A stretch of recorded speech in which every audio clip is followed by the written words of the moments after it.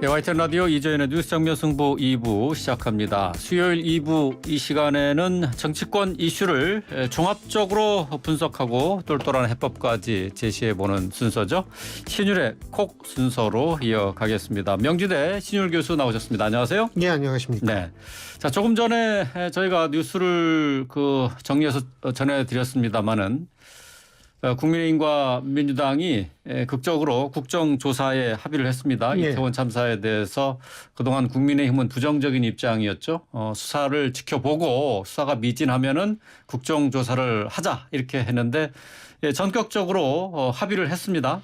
어떻게 보세요? 제가 볼 때에는 일단은요. 네. 야당이 단독으로 국정조사를 밀어붙이는 데에는 조금 좀 두려웠을 수 있다라는 점을 저는 들고 싶습니다. 왜 야당에서 두려웠다? 야당이요. 예. 왜 그러냐면 국민의힘이 이렇게 자신 있게 우리는 국정조사 불참을 하겠다라는 식으로 두 번이나 얘기를 했거든요. 의총 결과를 얘기를 하면서. 그런데 국민의힘이 그렇게 얘기된 이유가 뭐냐면 첫째로 과거에 예를 들면 공수처법이라든지 부동산 3법이라든지 임대차 3법이요. 이런 거 야당이 단독으로 밀어붙이고 난 다음에 그 역풍이 만만치가 않았어요. 민주당의 역풍. 민주당이 맞는 역풍이. 사실은 그렇게 다 독단적으로 처리하고 이렇게 돼서 역풍 불어가지고 궁극적으로는 대선도 실패하고 지방선거도 실패한 거 아닙니까?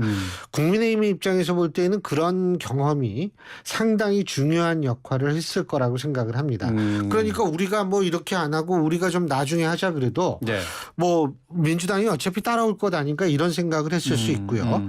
두 번째로는 뭐냐면 야당 단독으로 국정조사를 밀어붙였을 경우에 그러니까 여당이 불참하는 경우죠. 이렇게 됐을 때에는 사실 경찰의 수사 결과보다 더 나은 결과를 놔야 되거든요. 만일 그렇지 않고 나름대로 좀 결과가 빈약하다라고 가정을 한다면 야당은 굉장한 비난에 휩싸일 가능성이 높아요. 뭐냐면 참사를 정치적으로 이용해서 결국 국정조사 니들 원하는 대로 했는데 결과가 뭐냐 이런 식의 어떤 또 책임론이 대두될 가능성도 배제할 수가 없거든요. 그러니까 이래저래 야당은 굉장히 부담을 가질 수밖에 없다라는 거죠. 그런 상황에서 이제 국민의힘이 예산 처리 이후에 국정조사 한번 생각해 보자라고 얘기를 한 것. 이것을 그래서 제가 볼 땐 받아들였을 가능성이 높고요. 또 하나 주목해야 될 단어는 예산 처리라고 생각합니다. 이번 예산이라는 게 사실은 총선 이전의 마지막 예산이나 마찬가지입니다. 내년 예산이라는 건 너무 가까워가지고 선거에 이게 큰 역할을 못해요. 그런데 이 예산에서 예를 들면 지역구 의원들은 여야를 막론하고 자신의 지역구 예산에 신경을 안 쓸 수 있는 상황이 아니거든요. 그렇기 때문에 당연히 지역 예산에 신경을 써야 되는데 이거 예산 문제 가지고 계속 땡기고 하다가 정부에서처럼 뭐 준 예산 같은 거 나가면 사실은 자신의 정치적인 어떤 장래와도 직결된다라고 생각할 수도 있고 그렇기 때문에 종합적으로 이래저래 이 국정조사가 타결된 것은 아닌가 이런 생각이 듭니다. 그런데 이제 뭐 한 가지만 더 말씀드리자면 국정조사라고 얘기를 하는 것은 이게 수사가 아니거든요. 수사권이 있는 것은 아니거든요. 그렇기 때문에 여기서 상당히 의미 있는 결과를 도출하면 좋겠지만 그 역대 국정조사를 봤을 때 그럴 확률은 그리 크지 않다. 단 국민들에게 소상히 이 과정이 공개됨으로써 이 참사에 대한 국민적 알 권리가 충족될 수 있는 계기는 될 것이다. 전 그런 생각을 합니다.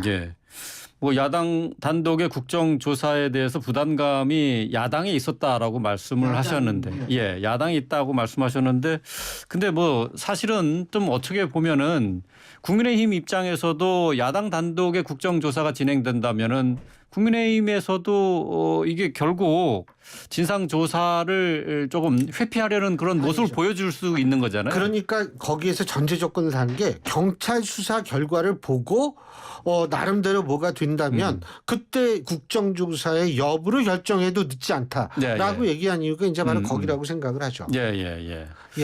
그리고 사실 한 가지만 제가 더 말씀드리자면 이 국정조사 이 부분과 특검이라는 문제하고 또 결부가 될 수 있다라고 봅니다. 특검? 특검까지 연결될 수 있다.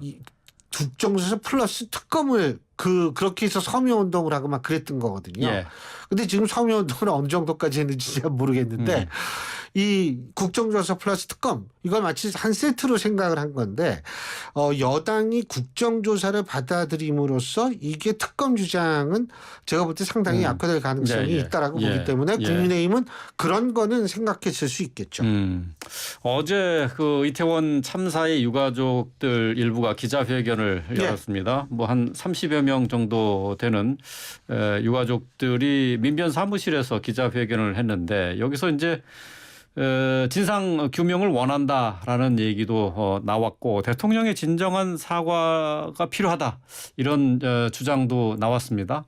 자, 이 지금 유가족들이 이렇게 목소리를 내고 있는 상황 정부가 어떻게 대응해야 된다고 보십니까? 저는 충분히 유가족들의 동감입니다. 유가족들의 공감을 표합니다. 왜냐하면 유가족의 입장에서 볼 때 현재 뭐 경찰 수사, 뭐 특수본이 뭐 수사를 하고 있다라고는 얘기를 하지만 중요한 거는 사실은 뭐 꼭 진짜 수사 결과에서 책임을 져야 될 사람들도 물론 있겠습니다만 일단은 개선상에 있어서 책임을 져야 할 사람들이 책임지는 모습을 보여주지 않고 있어요. 이러니까 유가족의 입장에서 볼 때는 얼마나 그게 정말 이 울분이 일어나는 일이겠습니까?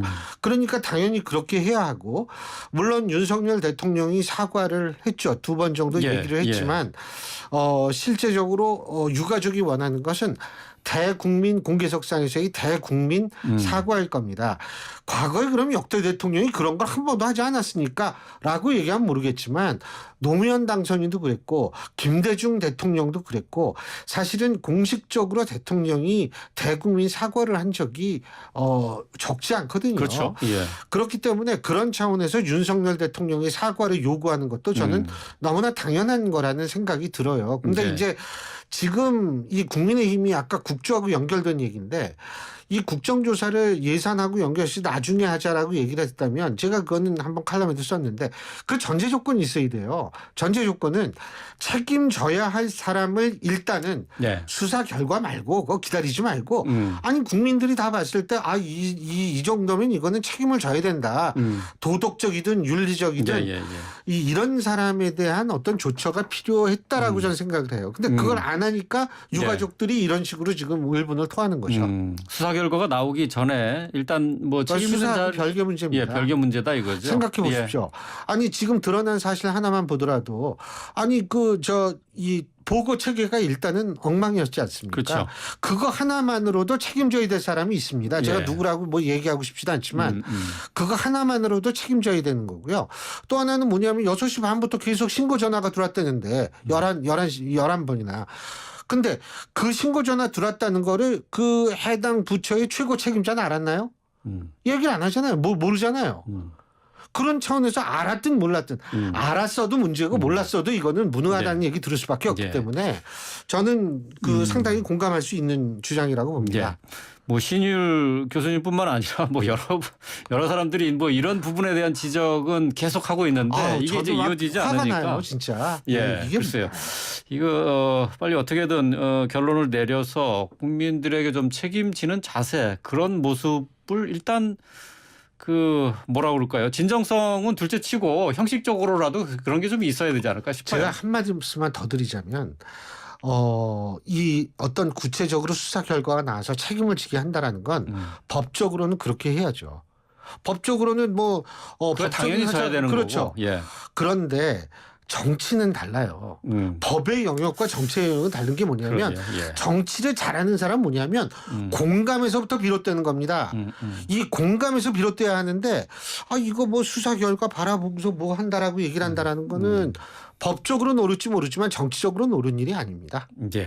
자, 국정조사에 대해서는 국민의힘이 계속해서 지금 정쟁으로 흐를 가능성이 있다 이렇게 얘기를 하지 않았습니까? 이번에 이제 여야가 합의를 해서 다시 국정조사가 이제 진행되게 됐는데 결국 여야가 서로 책임 공방을 하다 보면은 정쟁이 되지 않을까요? 어떻습니까?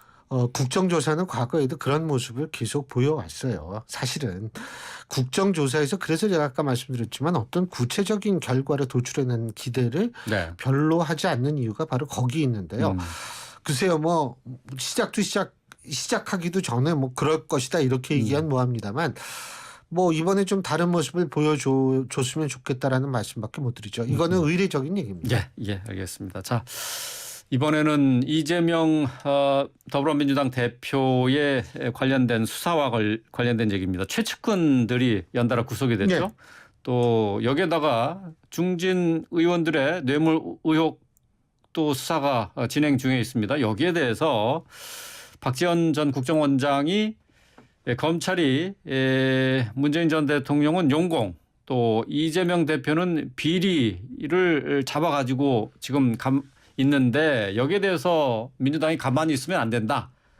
민주당은 전통적으로 단합해서 단결해서 싸워야 된다라고 주장을 했습니다. 결국 검찰 수사와 관련해서 민주당이 총력 대응해야 된다. 뭐 이런 얘기를 한 것 같아요. 어떻게 들으셨습니까? 저는 뭐 박지원 원장께서 말씀하신 거에 대해서 뭐라고 얘기는 안 하겠고요. 전 이 얘기를 좀 드리고 싶어요. 자, SBS가 넥스트 리서치에 의뢰해서 7일, 8일 이틀간 성인남녀 1,006명을 대상으로 실시한 여론조사 하고요. 11월 7일, 8일이요. 예, 11월 7일, 8일이요. KBS가 한국 리서치에 의뢰해서 11월 6일부터 8일까지 이 전국만 18세 이상 1,000명을 대상으로 조사한 여론조사 결과를 보면 이재명 대표 자신과 이재명 대표 측근에 대한 수사가 정당한 원칙에 입각한 수사라고 답한 비율이 각각 48.8%, 49.9%였거든요. 이거는 해당 수사가 정치보복이라는 응답자 비율을 앞서고 있는 겁니다. 그러니까 SBS, KBS 두 여론조사가 다 그렇게 나왔는데 거의 뭐 숫자가 비슷하죠. 48.8, 49.9니까. 그런데 바로 민주당이 공당이라면 이런 여론을 전 우선적으로 생각을 해야 될 겁니다. 본인들이 설령 억울하다 하더라도 국민들은 사실 그렇게 보지 않는 국민들이 과반 정도가 된다라는 사실을 공당이라면 당연히 직시해야 된다라고 생각합니다. 이거 우리 동료가 이렇게 돼가지고 이렇게 되느냐. 그거는 공당의 자세는 전 아니라고 보고요. 그리고 또 싸울 때는 싸워야겠죠.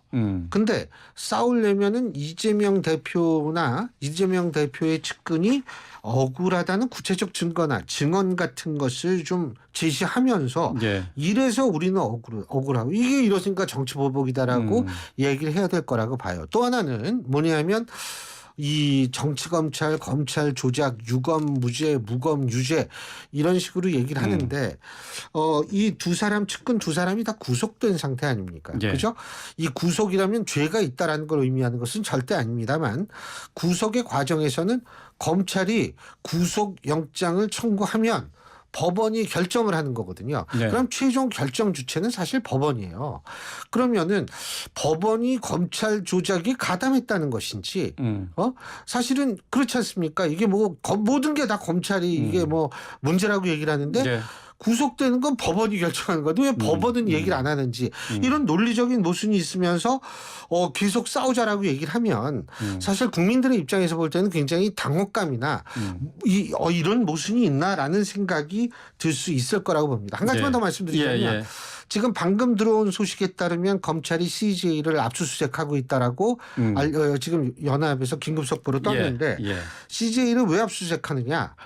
이정근 전 사무부총장 민주당 지금 구속되고 있죠. 근데 이 취업 청탁 의혹, 취업 비리 의혹 때문에 지금 근데 여기 또 걸려 있단 말이에요. 그리고 그 사업가 박모 씨라고 알려진 사람한테 또 이 뇌물수수 의혹을 또 휩싸인 중진 의원도 있고요. 그렇죠. 제가 민주당 지도부라면 오히려 이재명 대표 문제보다는 이 문제에 더 집중하는 것이 저는 합리적 선택이라고 생각을 하는데 지금 민주당 지도부의 모습을 보면 조금 순서 거꾸로 된 것은 아닌가 이런 생각을 하게 됩니다. 물론 김용 부원장은 오늘 당직을 내놨다고 하더라고요. 그리고 정진상 그 정무실장은 이제 구속 적부심이 끝나면 아마 뭐 결정을 한다라고 하는데 정진상 실장도 사실은 일단 표명을 했고요. 근데 어쨌든 중요한 것은 뭐냐면 지금 중진 의원이라든지 이 뭐 이런 아주 그 중진급 정치인들이 다 이 거론이 되고 있는 상황에서 이재명 대표 문제, 이 측근 문제에 이렇게 매달리면 사실 일반 국민들이 이게 뭐지라는 생각이 들 수밖에 없다는 점을 좀 기억해야 될 겁니다. 예. 지금 이재명 대표와 관련돼 있는 검찰 수사 외에 이정근 전 사무부총장의 수뢰 혐의와 관련된 검찰 수사 이게 더 민주당에는 큰 타격이 될 수 있다. 이렇게 큰 보시는 영향을 줄 수 있겠죠. 큰 영향을 줄 수 있다. 예. 뭐 지금 이재명 대표는 지금 지금 측근들의 구속과 관련해서 지금 뭐 별다른 얘기는 하지 않고 있습니다만은 정진상 실장이 구속되면은 민주당 내에서 다른 목소리가 좀 분출될 것이다라고 했는데 생각보다는 그 단일 대우 유지가 견고하게 유지가 되고 있는 것 같아요. 지금 뭐 당 내에서는 첫눈이 올 때 이재명 대표에 대한 어떤 당 내에 다른 목소리가 나오지 않겠느냐 아니면은 내년 봄꽃이 필 때쯤이면 당 내가 좀 어떤 변화가 오지 않겠느냐 뭐 이런 그 두 가지 설이 있더라고요. 근데 참 보면 우리나라 정치는 모습과는 다르게 표현은 기가 막혀요. 예. 이 첫눈이 올 때 놓아드린다. 뭐 이거 예전에 임종석 실장이 막 얘기했어요. 청와대 있을 때. 예. 글쎄 뭐 첫눈이 오든 봄꽃이 피든 간에 제가 볼 때 가장 중요한 것은 이재명 대표를 둘러싼 의혹에 대해서 어느 정도 구체적인 물증 혹은 증언이 나오느냐에 따라 달려있지 않나라는 생각을 저는 합니다. 그런데 이제 여기서 사실 주목해야 될 것은 저는 시기보다도 물론 시기도 중요하죠. 네. 그런데 의원들 개개인이 이 총선이 있단 말이에요. 이게 지금 총선이 한 3년 정도 남아있을 때 이 일이 터지면은 네. 좀 덜한데 의원들 개개인이 민주당 의원들 개개인이 이번 이재명 대표 측근을 둘러싼 의혹이 선거에 어떤 영향을 미칠까 그렇게 생각을 해서 야 이거 긍정적인 영향을 미치겠다라고 생각한다면 문제가 없겠죠. 예. 예. 그런데 이게 굉장히 부정적인 영향을 미치겠다. 제가 그래서 앞서 SBS, KBS 여론조사를 말씀드린 것도 그건데 이렇게 생각하면 글쎄요. 단일 대우가 유지가 될까요? 저는 사실 그거는 그 의원 개개인들이 앞으로 여론이 더 나빠지거나 지금 상태도 문제인데 더 나빠지거나 하면 상당히 좀 다른 상황이 초래될 수도 있다라는 생각이 들어요. 단 뭐 누구는 자꾸 뭐 분당 얘기를 하는데 분당은 절대로 안 됩니다. 민주당. 분당은 그건 절대로 가능성이 안 없다. 돼요. 예, 가능성은 없다고 봐요. 아 그래요? 왜 어떤 이유에서 그렇습니까? 뭐 여러 가지 이유가 있는데요. 예. 우리가 명분적으로 얘기를 한다면 과거에는 정치인의 정당이었어요. 근데 이제 삼김 시대가 끝나면서 정치인의 정당이 정당 속의 정치인으로 변했거든요. 그렇기 때문에 실제로 특정 정치인의 리스크가 정당에 전이 될 수는 있어요. 제가 예, 볼 때는. 예. 하지만 그렇다고 정당이 흔들릴 정도로 이제 그 정도로 좀 약한 상황은 벗어나지 않았나 이런 생각이 들어요. 이름은 바꿀 수 있겠죠. 예, 정당을 흔들 정도로 장악력이 그만큼 없다는 거죠, 정치인들이. 그렇죠. 당연하죠. 예전에는 정치인의 정당이었으니까 가능했는데. 예. 자, 대장동 사건의 핵심 인물 가운데 한 사람이죠. 화천대유의 대주주 김만배 씨가 이제 내일 0시 이제 오늘 밤 자정에 이제 구속기한 만료로 석방이 됩니다.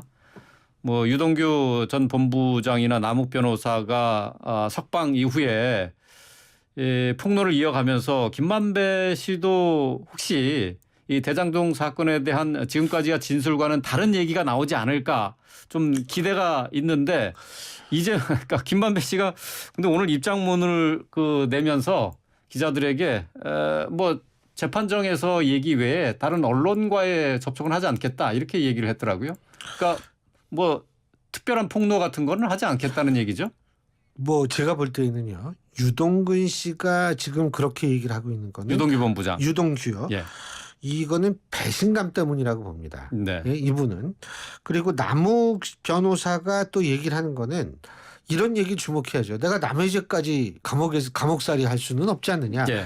이거는 남의 죄라는 것, 다시 말해서 자신의 형량 속에 남의 죄가 포함되어 있기 때문에 내 형량을 조정하기 위해서 나는 어쩔 수 없이 얘기한다라는 의미가 포함되어 있어요. 자, 그렇다면 김만배 전 기자는 어떠한 동기를 가지고 있을까? 전 이 점을 생각해 봐야 되는데요. 김만배 전 기자 같은 경우에 지금은 당연히 뭐 그런 입장을 가지겠지만은 실제로 여러 가지 생각이 있을 겁니다. 그리고 예를 들면 전 남욱 변호사의 얘기가 자꾸 떠오르는 이유가 우리가 대장동 일당이라고 불리는 사람들의 형량이 제가 볼 때 생각보다 굉장히 그러니까 오래 형량이 높을 것이다. 형량이 높을 거라고 생각을 하기 때문에 김만배 전 기자 같은 경우도 어떻게 할 것인가는 아직은 아마 정신이 없어서 생각을 못 할 거예요. 근데 좀 두고 봐야겠죠. 또 뭐 횡령이나 뇌물죄 같은 경우에는 뭐 일단 뇌물 같은 경우는 1억 이상 주고받았을 경우에 형량이 일단 10년 이상 아닙니까? 그렇죠. 예. 근데 지금 뭐 거론되는 게 꼭 뇌물이 아니더라도 예. 이게 지금 몇천억이 왔다 갔다 하는 문제이기 때문에 천몇백억이 왔다 갔다 하는 문제이기 때문에 제가 생각할 때에는 그런 것들을 아마 종합적으로 고려를 할 거라고 생각을 합니다. 그러니까 지금 어쨌든 재판에 넘어가 있는 사람들이 좀 생각하는 것은 결국은 가장 중요한 게 이제 형량을 좀 적게 받느냐 하는 부분일 거고 그 다음에 제가 생각하는 게 얘기하면 남의 죄를 내가 쓸 수는 없다 이거죠. 그리고 이제 또 생각해봐야 될 것이 지금 어쨌든 자기네들이 얻은 수익을 어떻게 지킬 것인가 이 부분도 또 봐야 되는 건 아니겠습니까? 그 부분도 있겠죠. 예. 근데 일단은 그 부분을 얘기하기 전에 이 형량이 오래되면 그렇죠. 돈이 화석이 될 수도 있으니까요. 자, 김만배 씨가 내일 석방돼서 나오는데 자, 고민이 많을 겁니다. 김만배 씨의 입 어떤 내용들이 뭐 일단 기자들하고는 안 만난다고 했으니까 재판정에서 어떤 얘기가 나올지 지켜봐야 될 것 같습니다. 자, 계속해서 뭐 시간이 많지는 않은데 윤석열 대통령의 도어 스태핑 출근길에 기자들과의 약식 문답 이게 지금 갑자기 중단이 됐습니다. 자, 이것과 관련해서 얘기가 많은데 국민의힘 내부에서는 뭐 잘한 조치다 하는 얘기도 있는 것 같고요. 또 윤석열 대통령이 기자들과 특히 이제 국민들과 소통하는 접점으로 이 도어 스태핑을 활용을 했는데 이거 다시 재개해야 되지 않겠느냐 얘기가 많습니다. 어떻게 보세요? 당연히 재개해야죠. 재개해야 된다. 도어 스태핑이라는 것은 국민을 대신하는 기자들과의 만남만을 의미하지 않습니다. 정부 운용에 있어서의 투명성도 의미하는 것이기 때문에 왜 그러냐면 매일매일 기자분들이 물어보면 그게 은근한 압박으로 작용하거든요. 그렇기 때문에 그 압박 때문에라도 조심스럽게 국정을 운영하게 되기 때문에 그런 국정 운영의 투명성과 소통이라는 이미지뿐만 아니라 실제로 소통이 되기 때문에 아니 일본이나 미국도 거의 매일 하기 때문에 전 당연히 해야 된다고 봐요. 근데 일본이나 미국에서 하는 도어 스태핑하고는 조금 다르지 않나요? 조금은 다르더라도 저는 사실 일본은 엘리베이터 앞에서 수상이 맨날 하잖아요. 그러니까 짧게 한마디 정도만 하고 그냥 쑥 들어가던데요. 그래도 그게 압력이 되고 그래도 안 하는 것보다 훨씬 낫죠. 그래서 저는 사실 뭐라고 생각하냐면 당연히 계속돼야 되고 뭐 이거 안 하면 지지율 올라간다. 글쎄요. 안 해서 올라갈까요? 제가 볼 때에는 오히려 윤석열 행정부에 있어서 가장 큰 장점이라고 여겨졌던 게 사라짐으로써 오히려 지지율에 도움이 안 될 거고 득보다 실이 많다. 한마디만 더 한다면 그게 윤석열 대통령에 있어서의 어떤 걸러지지 않는 담백한 모습을 보여줄 수 있는 기회도 됐거든요. 본인을 위해서도 안 좋아요. 당연히 담백한 해야죠. 모습을 보여주기도 하지만 실수도 있고. 그러니까 담백한 거죠. 실수도 포함되니까. 근데 이게 과도기로 두려워하면 안 됩니다. 지금은 윤석열 대통령의 과도기예요. 과도기다. 다음 정권도 도어 스태핑 해야 합니다. 앞으로 대한민국 있는 동안 계속 유지돼야 됩니다. 또 과도기라는 건 항상 있게 마련이니까 본인이 그 정도의 의미 부여를 해서 좀 고생스럽더라도 계속 해야 된다고 봅니다. 고생스럽더라도 계속해야 된다. 이제 후임 대통령도 계속 도어 스태핑 해야 된다. 알겠습니다. 자, 오늘 말씀 여기까지 듣겠습니다. 명지대 신율 교수와 함께했습니다. 고맙습니다. 감사합니다.